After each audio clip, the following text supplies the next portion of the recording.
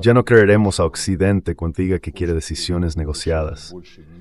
Esa reserva de buenas reuniones y esperanzas está completamente agotada. Completamente agotado, dijo.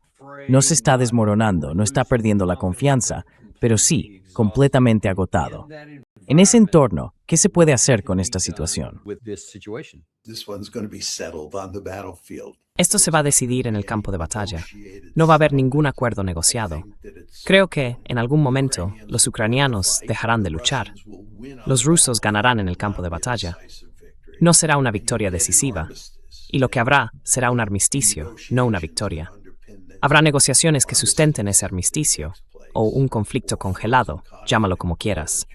Pero no va a haber un acuerdo de paz real, y las relaciones serán envenenadas entre los rusos, por un lado, y los ucranianos y Occidente, probablemente también Estados Unidos, por el otro, durante todo el tiempo que podamos imaginar.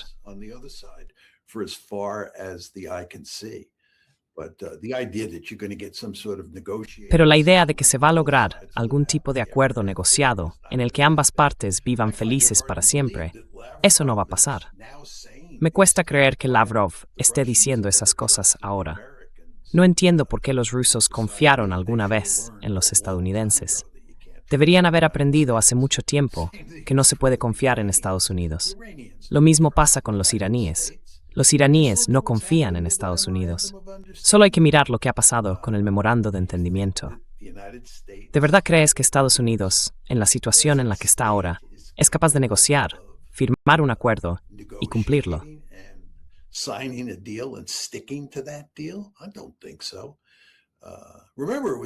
No lo creo. Recuerda que fue el presidente Trump quien se retiró del JCPOA, no los iraníes. Y en cuanto al memorando de entendimiento, son los Estados Unidos los que no han cumplido con su parte del acuerdo. Los iraníes, como decíamos antes, sí han cumplido con la suya. Y si miras el artículo 5, deja muy claro que ellos controlan el estrecho, y ese estrecho incluye el canal de Omán. Así que son los estadounidenses los que están jugando aquí. Y Occidente lleva mucho tiempo jugando con los rusos.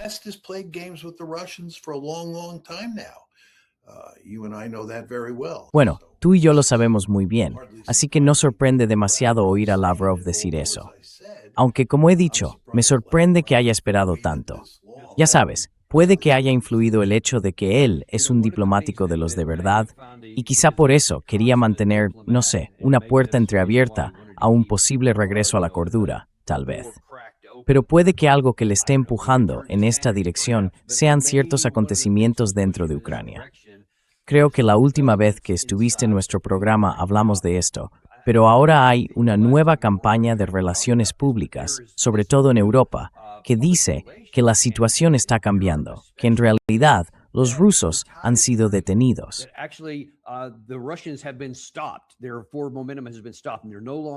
Su avance se ha detenido, ya no están progresando, y el lado ucraniano está haciendo más y mejor, las cosas van bien. Pero si eso fuera así, uno imaginaría que la capacidad de reclutamiento ya no sería un problema tan grande. Y Gary lleva un año mostrándolo aquí, cuando has estado en el programa. Gente que es agarrada en la calle, metida en furgonetas y todo ese tipo de cosas. Pues bien, en Leópolis, hace solo un par de días, eso ha derivado ya en disturbios. Cientos de personas se enfrentaron, esto lo dice la prensa ucraniana, no es propaganda. Cientos se enfrentaron con reclutadores militares mientras crece el rechazo al reclutamiento en Ucrania.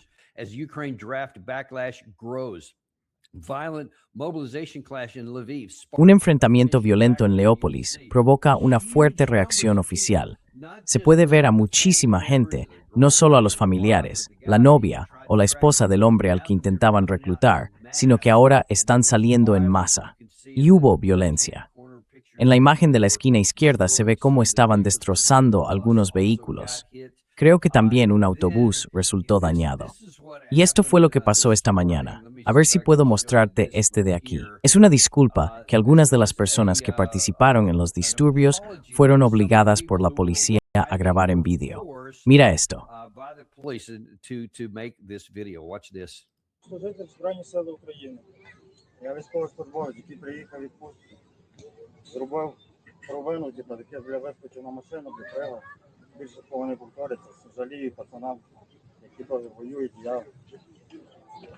Volveré y daré estar al campo de batalla.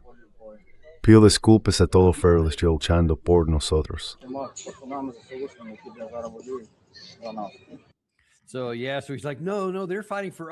Sí, bueno, él dice, no, no, están luchando por nosotros. Y ves a todos esos tipos, parece una formación. Te imaginas que probablemente hay ametralladoras detrás de la pantalla. Pero yo pienso que eso no va a ser muy eficaz para convencer a la población dentro de Ucrania de que todo va bien, de que esto sigue adelante. Ves aún más de eso. Pero déjame preguntarte algo. Si están ocurriendo disturbios en la parte occidental de Ucrania, y según la información que tengo, lo sabía, el lado ucraniano no hacía ese tipo de cosas en el oeste, porque ahí estaban los más pro-ucranianos. Todo eso venía sobre todo del este, de su lado de la línea de contacto, pero ahora está pasando en el oeste. ¿Qué te dice eso?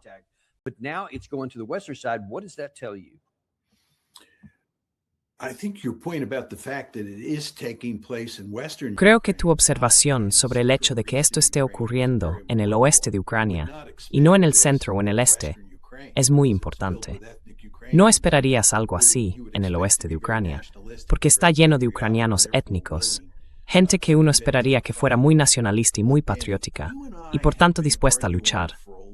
Pero mira, Daniel, tú y yo llevamos mucho tiempo diciendo que desde el punto de vista de Ucrania, seguir con esta guerra no tiene ningún sentido. Llevamos mucho tiempo defendiendo que lo que más le convendría a Ucrania sería poner fin a esta guerra. Y lo que está haciendo Occidente es usar a Ucrania como un ariete para debilitar a Rusia. Y Occidente no está sufriendo ninguna baja. Is not suffering any casualties. They're not Americans dying or Europeans dying, but no son estadounidenses los que mueren, ni europeos, sino ucranianos, que están muriendo en grandes cantidades, en lo que, en realidad, no solo es una causa perdida, ¿verdad?, sino una situación en la que les conviene, o les ha convenido desde hace ya bastante tiempo, poner fin a todo esto y conseguir el mejor acuerdo posible. Y claro, cuanto más se alarga, peor pinta tiene el acuerdo que acabarán consiguiendo. Este es el argumento de Daniel Davis y John Mearsheimer desde hace quién sabe cuánto tiempo. Creo que lo que está pasando ahora es que muchos ucranianos han empezado a darse cuenta de ello. Ya sabes, mucha gente dice que quienes piensan como tú o como yo son antiucranianos, ¿no? Que somos prorrusos. Y por supuesto, como ya hemos comentado, eso es absurdo, ¿verdad? Sí. Esta guerra, desde el punto de vista ucraniano, habría sido mejor que nunca empezara. Y desde luego, una vez que empezó, deberían haberla detenido. Eso es lo que eran los acuerdos de Estambul. El hecho de que los ucranianos se retiraran fue una locura, y tendría que haberse detenido después de eso, sobre todo tras el fracaso de la gran ofensiva del verano de 2023. Pero ya sabes, es muy difícil defender ese argumento en Occidente. Y creo que hasta hace poco, también era muy difícil hacerlo en Ucrania. Pero mira, a mí siempre me gusta hablar de la guerra de Vietnam. Si volvemos a la guerra de Vietnam, empieza en marzo del 65. Fue entonces cuando enviamos las primeras tropas de combate.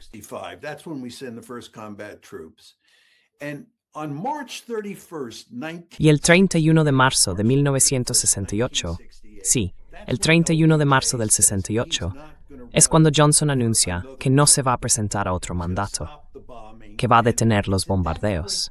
Y en ese momento, queda bastante claro que Johnson reconoce que hemos perdido. Bien. Luego, Nixon gana en otoño en noviembre del 68, toma posesión en enero del 69, y dice que tiene un plan secreto para acabar con la guerra, cosa que no era cierta, un secreto que ni él mismo conocía. Sí, y no solo eso, Danny, sino que Nixon y su equipo fueron muy lentos al retirar las tropas estadounidenses al principio, porque en realidad querían ganar la guerra. Pensaban que quizá podrían encontrar una fórmula mágica, ¿vale? Ahora bien, lo que pasa con los soldados estadounidenses que estaban combatiendo es que entre el 65 y el 68, quizá hasta principios del 69, between 65 and 68, maybe early 69, La gente está dispuesta, los soldados están dispuestos a luchar y morir en grandes números. Y no están ofreciendo ninguna resistencia. Están comprometidos con la causa. Pero luego, después del famoso discurso de Johnson, el 31 de marzo de 1968, y más tarde, cuando Nixon llega al poder, y queda claro que hemos perdido la guerra, conseguir que el soldado estadounidense luche se convierte en una tarea muy difícil. Y surgen todo tipo de problemas con lo que se llamaba fragging, cuando los soldados rasos, que piensan que los oficiales demasiado audaces están poniendo en riesgo sus vidas por una causa perdida, llegan a lanzar granadas de mano a sus tiendas mientras duermen por la noche. Así que, lo que quiero decirte es que, cuando entras en una guerra y crees que hay una buena posibilidad de ganar, obtendrás mucho apoyo de los soldados en el campo de batalla.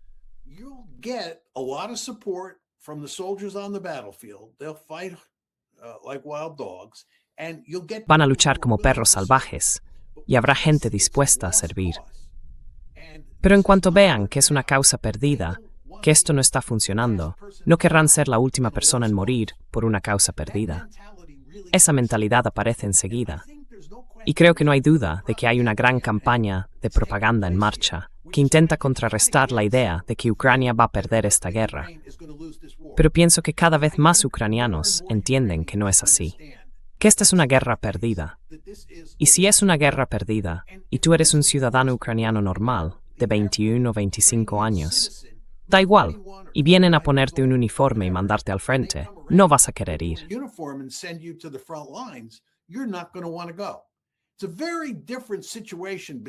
Es una situación muy distinta a la del 4 de junio de 2023, cuando comenzó la ofensiva contra los rusos. En aquel momento, los ucranianos estaban llenos de energía, convencidos de que iban a romper las líneas rusas, avanzar hasta el mar de Azov y todo eso. En ese contexto, sí puedes conseguir que la gente se ofrezca como voluntaria. Pero si miras lo que ha estado pasando después, es muy parecido a lo que ocurrió en Vietnam en 1969 y desde luego en el 70 y el 71. Tuvimos enormes problemas con nuestros soldados, enormes problemas. La mayoría de la gente no sabe nada de eso. Tú serviste en aquella época, así que algo sabes del tema. Sí, bueno, yo no estuve en Vietnam, pero sabía perfectamente lo que estaba ocurriendo.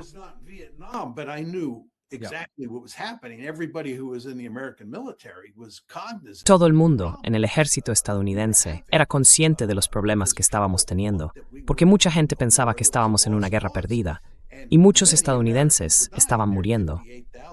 Hay 58,000 nombres, creo, en el muro de Vietnam, en Washington, D.C., y nadie quería ser uno de esos nombres. Quizá no el último. Sí, exactamente. Así que, en realidad, creo que lo que está pasando ahora en Ucrania es que la gente empieza a entenderlo. Y, por cierto, Dani, sobre este tema, el general Zaluzhny escribió un artículo muy importante en The Telegraph, el periódico británico, en el que básicamente decía: no creáis esos argumentos de que Rusia está perdiendo la guerra y que nosotros vamos a ganar. Russia is losing the war and we're going to win. I don't know if you've seen it. Oh, well, no, I didn't see that one. I have to Yeah, check that out. you should make a No sé si lo has visto. No, ese no lo vi. Deberías echarle un vistazo al artículo de opinión de Zaluzhny. Y para quienes no lo recuerden, Zaluzhny fue el comandante del ejército ucraniano antes del general Sersky. Zelensky lo envió al Reino Unido como embajador de Ucrania allí. Pero ante todo, él es un general y un antiguo comandante.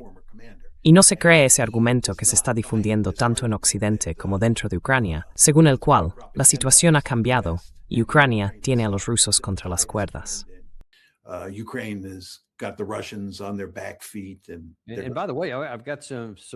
Por cierto, tengo noticias de una fuente interna en Ucrania que dice que Zelensky sí quiere presentarse a las elecciones presidenciales y que el actual régimen, o gobierno, como se le quiera llamar, le pidió que no lo hiciera. Pero él rechazó esa propuesta y, al parecer, tiene intención de presentarse cuando llegue el momento. Así que veremos cuándo ocurre eso. Escucha, sé que ya estamos casi sin tiempo. ¿Tienes un momento para una pregunta más o tienes que irte? Sí, claro. Tengo una pregunta más. Vale, una más, porque creo que esto es realmente importante. Acabas de hablar de la comparación con el declive y el final de la guerra de Vietnam, y de cómo los líderes políticos acabaron reconociendo esa realidad.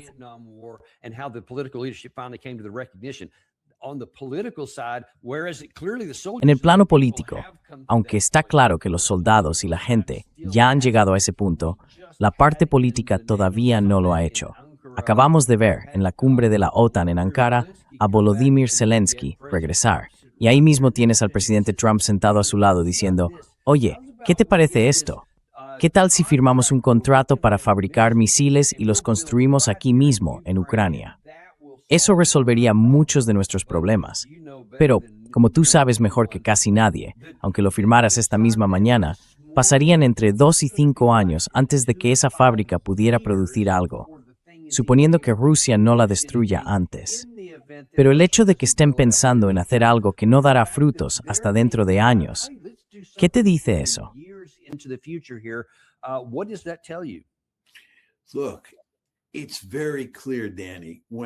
Mira, está muy claro, Danny.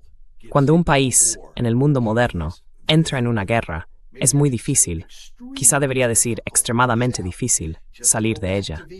Si volvemos a Vietnam, es muy importante entender lo que pasó allí. Kissinger y Nixon querían ganar la guerra. Querían quedarse el mayor tiempo posible y encontrar una estrategia inteligente que les permitiera derrotar a los norvietnamitas. Nixon dio la impresión de que iba a sacarnos de allí rápidamente, de que pondría fin a la guerra. Pero eso no ocurrió. Piensa en Afganistán, hace 20 años.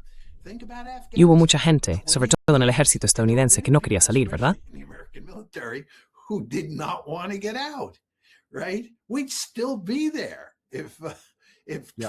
Seguiríamos allí si Trump y Biden no hubieran tomado la decisión de salir, ¿verdad? Como sabes, si estás en el ejército estadounidense y llegas a los niveles más altos, no quieres ser el responsable de perder una guerra. Quieres quedarte el mayor tiempo posible, esperando que ocurra algún tipo de milagro y que ganes la guerra. Y estás buscando constantemente maneras de ganar. Y por cierto, eso es exactamente lo que estamos viendo ahora con respecto a Ucrania. ¿Recuerdas que el año pasado hablábamos de que parecía que Trump estaba retirando el apoyo estadounidense a los ucranianos y que la carga de apoyar a Ucrania iba a recaer sobre los europeos, mientras Trump se desentendía del asunto, y así sucesivamente?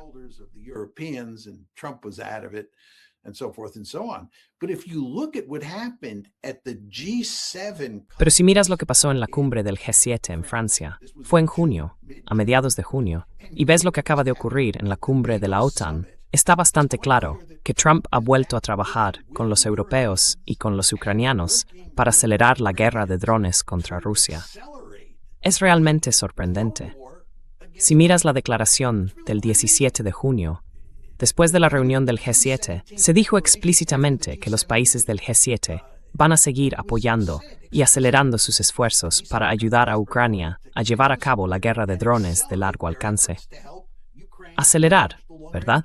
Y si ves lo que pasó en la reunión de la OTAN, básicamente es lo mismo. Trump muestra entusiasmo por lo que están haciendo los ucranianos, por lo que está haciendo Zelensky, y dice que deberíamos ayudarles.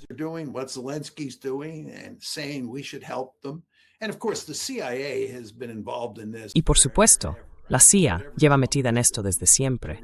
Quiero decir, da igual lo que haga Trump o hacia dónde sople el viento con él cada día, porque en el fondo, el Estado profundo, y aquí hablamos de la CIA, está hasta el cuello ayudando a Ucrania a librar esta guerra de drones contra Rusia. Y claro, esto nos lleva de nuevo a Lavrov. ¿Por qué dice ahora Lavrov que no se puede confiar en los estadounidenses? Pues porque parece que por fin se han dado cuenta, quizá después de la reunión del G7 y la de la OTAN, de que los estadounidenses y los europeos, no solo los europeos, sino los estadounidenses, los europeos y los ucranianos, están en guerra con Rusia.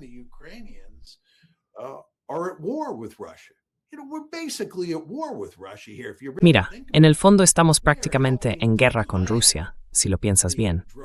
Estamos ayudando a planificar los ataques con drones. Eso está bastante claro. La CIA está muy implicada y además les proporcionamos armamento. Les ayudamos a desarrollar su capacidad con drones, sus capacidades de inteligencia. Y la pregunta que uno tiene que hacerse, claro, aunque eso daría para otro día, es ¿a dónde lleva todo esto? Porque volviendo a tu pregunta inicial, lo que básicamente estás diciendo es que no parece que vayamos a rendirnos aquí, ya sea hablando de Irán o de Rusia.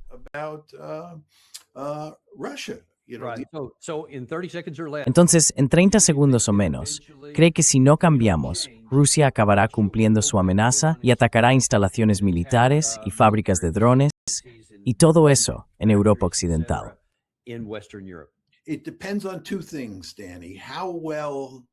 Depende de dos cosas, Danny. Primero, de lo preparados que estén los rusos para desarrollar la capacidad de limitar los ataques con drones. Pueden crear defensas que reduzcan el impacto de esos ataques. Eso es una parte. Y la segunda, ¿qué ocurra en el campo de batalla? Si el ejército ucraniano se derrumbara el mes que viene, eso tendría un efecto importante en los acontecimientos. Así que creo que es imposible decirlo con certeza.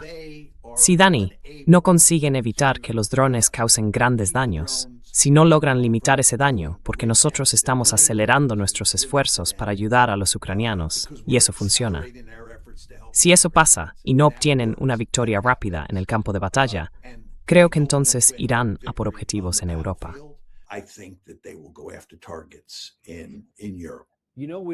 Sabes, no tenemos patrocinadores porque odiamos bombardearte con anuncios. A mí no me gustan. Así que muestra un poco de cariño. Suscríbete, dale a me gusta y envíalo a alguien que te importe.